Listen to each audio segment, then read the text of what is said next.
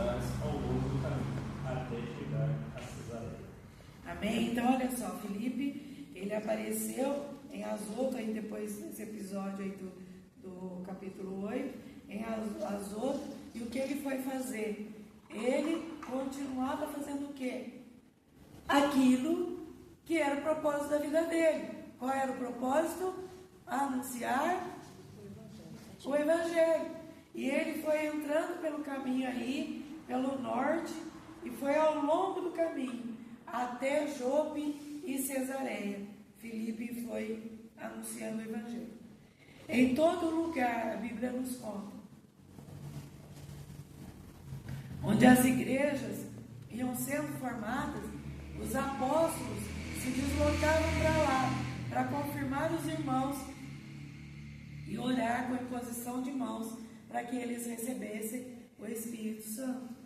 Lembra que lá em Atos 2, o que aconteceu lá no dia de Pentecostes? O Espírito de Deus veio e encheu aquele lugar, não é? Então, quando a igreja é formada, os apóstolos, eles iam para esses lugares, iam lá e punham as mãos sobre as pessoas, para que elas recebessem o Espírito Santo.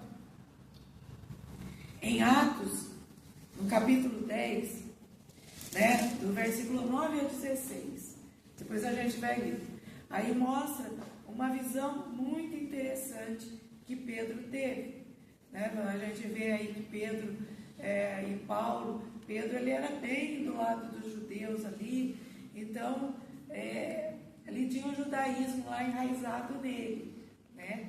Mas olha só, vamos ler o capítulo 10, do 9 ao 16. Eu vou ler para vocês aqui, bem pausadamente, para que a gente entenda a palavra de Deus.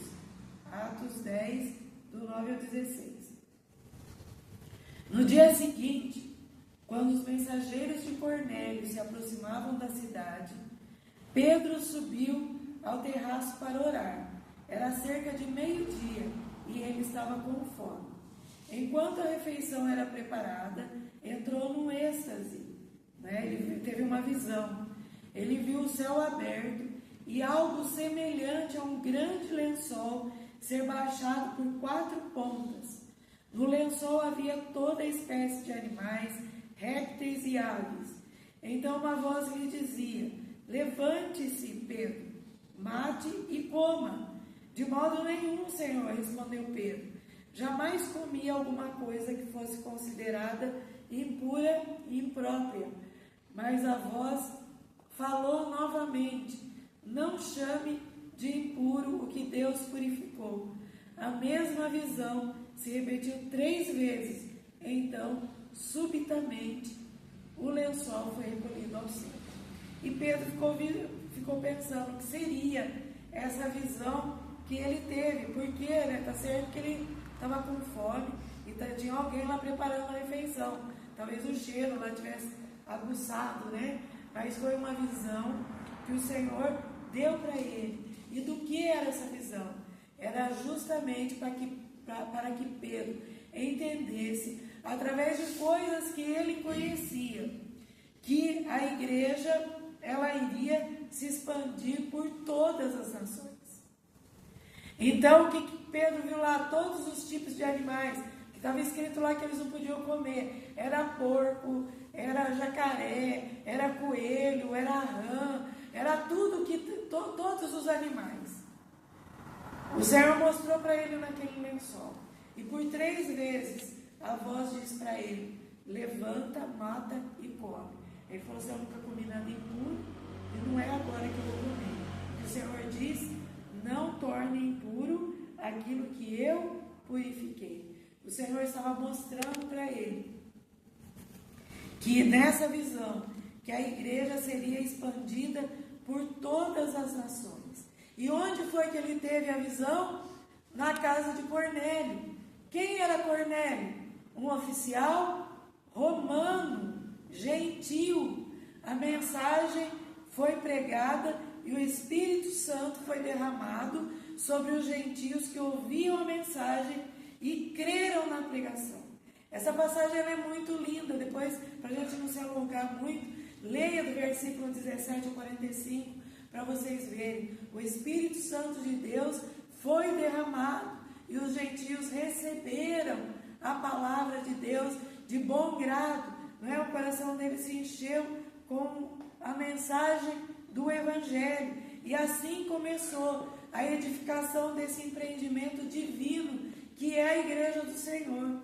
Não é? E de propósito, eu usei a palavra empreendimento, porque hoje a igreja física, as 4 paredes, ela é vista como um empreendimento. Mas o empreendimento divino do Senhor não tem nada a ver com a fisiologia ou essa materialidade da igreja física. Vai muito além, é muito acima disso, não é? A igreja é um empreendimento divino que começou antes da criação do mundo. Que o Senhor nos dê ousadia desses primeiros crentes para levar a sua mensagem. Uma mensagem simples.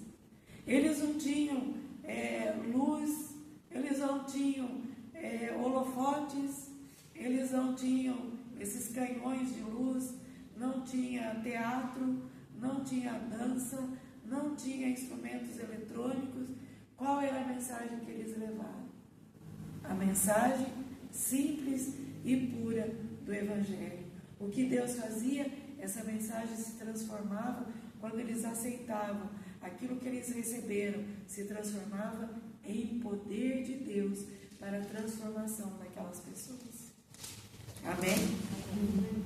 E nós precisamos da ousadia desses nossos primeiros irmãos, primeiros crentes, né? Para levar a mensagem do Senhor. Então a história da igreja começou com os judeus que habitavam em Jerusalém.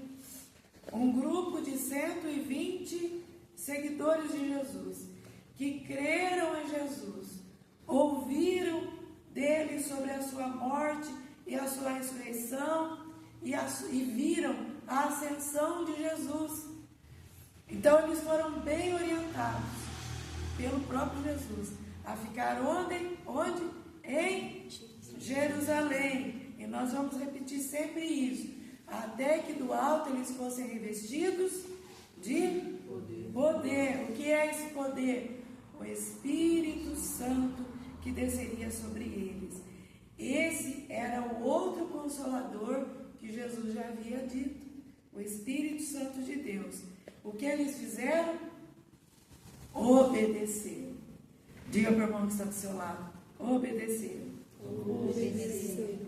E nessa obediência eles ficaram em Jerusalém, e chegado o dia de Pentecostes, a promessa de Jesus se cumpriu, não é? Então olha só, até agora o Espírito Santo de Deus esteve com os discípulos, mas agora o Espírito Santo de Deus, o que é que começou a fazer? Morar neles. Olha o que diz João 14, versículo 7.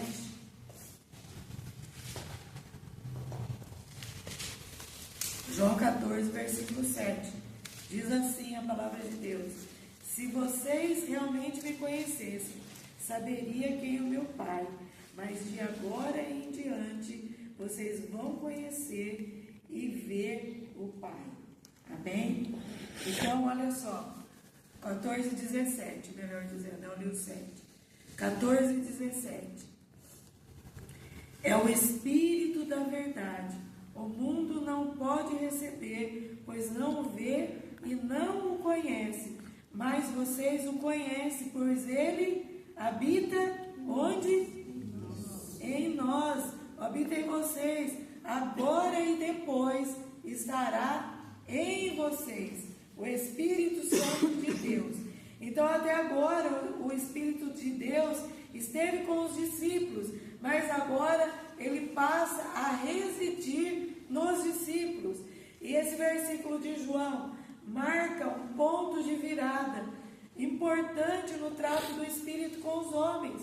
No Antigo Testamento a palavra de Deus diz que o Espírito veio sobre os homens, mas não como um residente, não algo que permanecia nos homens, mas só vinha e fazia o que precisava ser feito, não é? Os homens não tinham esse poder que nós temos do Espírito Santo de Deus habitando em nós.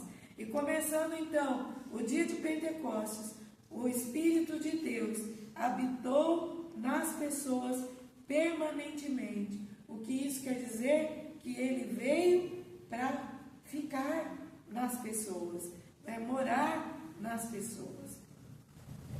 No dia de Pentecostes, os crentes não foram só visitados pelo Espírito Santo de Deus, mas eles também foram cheios do Espírito de Deus. Nós, crentes do Senhor, somos habitados pelo Espírito de Deus quando nós somos salvos. Mas para ser cheios do Espírito Santo de Deus, precisamos estudar a palavra, obedecer a palavra, meditar nela, orar e viver em obediência total à palavra de Deus. Ser cheio do Espírito não acontece automaticamente, senão Paulo não teria recomendado em Efésios 5,18, enchei-vos do Espírito. A vinda do Espírito Santo no dia de Pentecostes também formou os crentes da igreja, ou seja, o corpo de Cristo. Então agora Jesus tem um corpo aqui na terra que possui o Espírito Santo de Deus. Amém? Um corpo que possui o Espírito Santo de Deus. As 120 pessoas voluntariamente obedeceram à determinação de Jesus. O que aconteceu? A gente não tem um relato de que no lugar onde as pessoas estavam reunidas havia algum sinal de festa. Mas a palavra de Deus diz que a multidão de devotos que estavam ali em Jerusalém para adorar foi atraída pelo que estava acontecendo naquele local onde estavam os 120 seguidores de Jesus. Será que a gente consegue entender isso? O que as pessoas estavam fazendo ali? Eles não tinham feito assim um planejamento para uma conferência, para um congresso. Eles não tinham feito um planejamento de nada que fosse assim estratosfericamente grande e que mostrasse que havia alguma coisa acontecendo naquele lugar. Mas eles obedeceram. E olha só que a palavra de Deus nos faz entender. Quando a igreja do Senhor ouve o que o Senhor está dizendo, crê na palavra, o próprio Espírito Santo de Deus, ele providencia algo para atrair as pessoas para o lugar onde ele está atuando. E onde ele atua, não fica só uma passagem. As pessoas não vêm de passagem, mas elas querem mais do Senhor. Elas querem ser transformadas e precisam ser transformadas pelo poder de Deus. E aquelas pessoas que estavam em Jerusalém foram atraídas pelo que estava acontecendo naquela casa. Línguas de fogo, as pessoas fazendo barulho, porque elas estavam falando na língua em que o Espírito Santo de Deus dava habilidade para elas falarem. Aquilo era algo totalmente diferente. Era algo que eles nunca tinham ouvido. E nós precisamos entender isso. Que quem faz a obra é o Espírito Santo de Deus. Nós precisamos obedecer. Amém? Amém. Então, o que nós vemos, né? Aquilo que Jesus havia dito para aqueles 120 precisava acontecer. Então, com a perseguição da igreja, houve a dispersão dos líderes. Ou seja, cada um foi para uma cidade e por onde eles passavam, eles pregavam o evangelho. Muitos gentios, quando ouviam a pregação, se convertiam ao Senhor Jesus. Logo, a perseguição, ao invés de calar a igreja, o que ela fez? Fez com que ela se fortificasse, se tornasse mais forte e fosse espalhada para os lugares distantes do seu ponto de partida, que era Jerusalém. Nós não podemos falar de perseguição da igreja sem mencionar Saulo de Tarso, o perseguidor ferrenho da igreja. E isso nós vamos falar na terça-feira que vem. Amém? Amém. Hoje nós falamos sobre a expansão da igreja, né? Falamos um pouquinho sobre a perseguição, mas terça-feira que vem nós vamos falar sobre a perseguição, começando por Saulo de Tarso. Amém? E nós vamos ver que não existe realmente, como diz Eclesiastes, nada de novo embaixo do sol. Amém? Que a palavra do Senhor entre no nosso coração, não é? E que ela venha nos motivar a olhar para a palavra, não como um livro apenas, mas como algo que tem vida, e que a gente queira trazer essa vida para dentro de nós. A palavra de Deus diz que aquele que crê em mim, o Senhor Jesus dizendo, rios de água poluída, do rio Tietê vai sair de dentro de nós? Não, rios de águas vivas vão fluir. E o objetivo dessa água viva é que ela alcance outras pessoas, porque a água é vida. Amém? Amém. Glória a Deus. Vamos orar então.